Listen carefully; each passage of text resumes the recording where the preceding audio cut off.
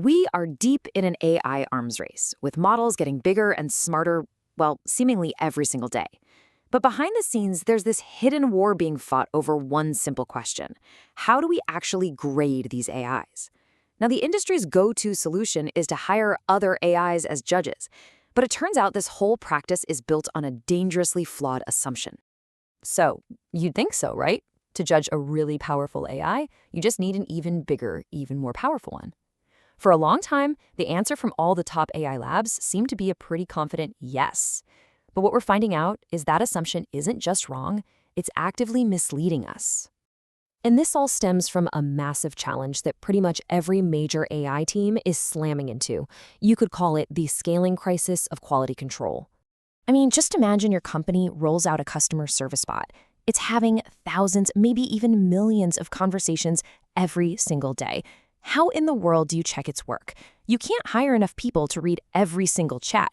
The sheer scale of the data is it's overwhelming. So what do?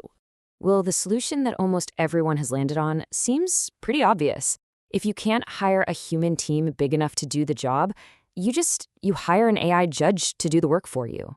This whole practice actually has a formal name, LLM-as-a-Judge. The idea is you take one of the most powerful cutting-edge models out there, what we call a frontier model, like a GPT-4, and you prompt it to score the outputs from your other, smaller AI systems. And on the surface look, it's a brilliant idea. It's scalable, it's fast, and it seems cost-effective. Let's use an analogy here because it makes it super clear. Think of it like a hiring decision. Do you hire one incredibly smart but very expensive senior reviewer to check everybody's work? Or do you build a whole team of hyper-efficient specialized junior reviewers who are just absolute experts at one specific task? For a long time, the industry standard has been to just hire that senior reviewer.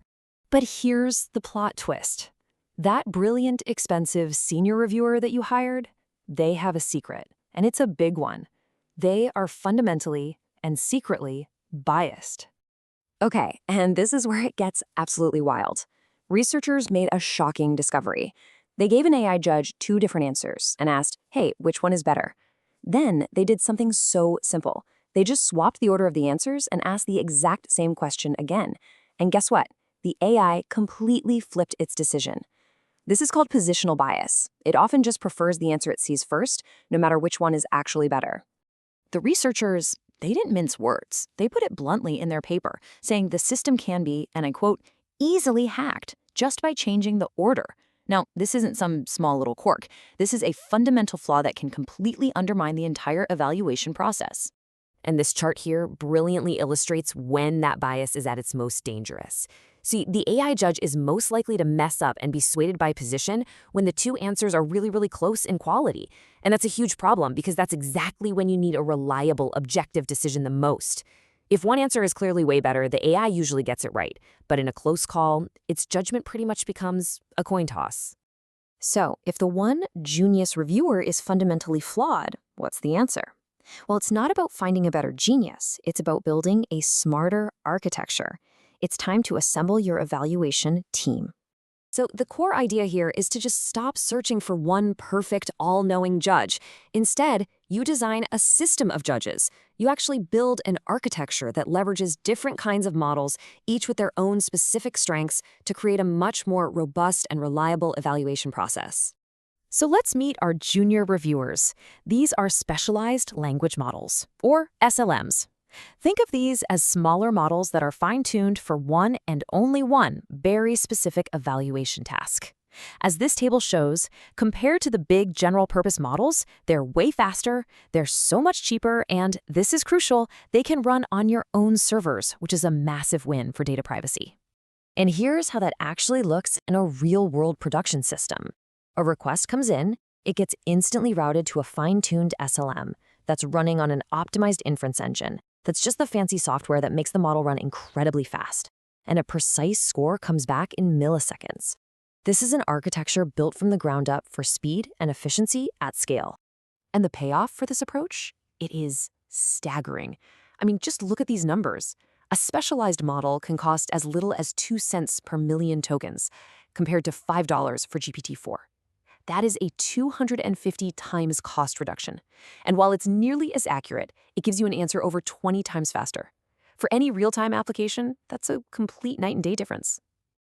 But what about those tasks where you need the absolute maximum reliability you can get? For those mission-critical jobs, you can assemble a panel of experts. This is a multi-LLM system where several different models can all review the same output. They can then essentially debate and vote on what the final score should be. This kind of collective intelligence approach dramatically reduces the impact of any single model's hidden biases. So, with all these options on the table, how do you actually make the right choice? This brings us to our final takeaway, the production playbook. So, how do you decide? When you're looking at a task, which reviewer or which architecture do you actually hire for the job at hand? This matrix pretty much lays out the whole decision process for you.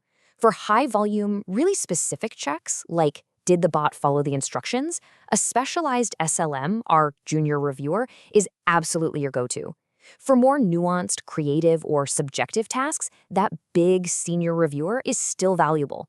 But you have to use techniques to control for its bias.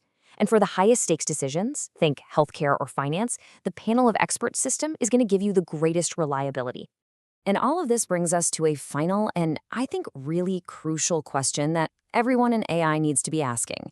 It's so clear that we can't just trust a single, powerful AI to be the ultimate arbiter of truth. So, as we build these AIs that judge, who judges the judges? The answer isn't a better AI. The answer is a better system. The real challenge and the entire future of AI quality lies in designing the architecture that holds all of them accountable. Thanks for tuning in.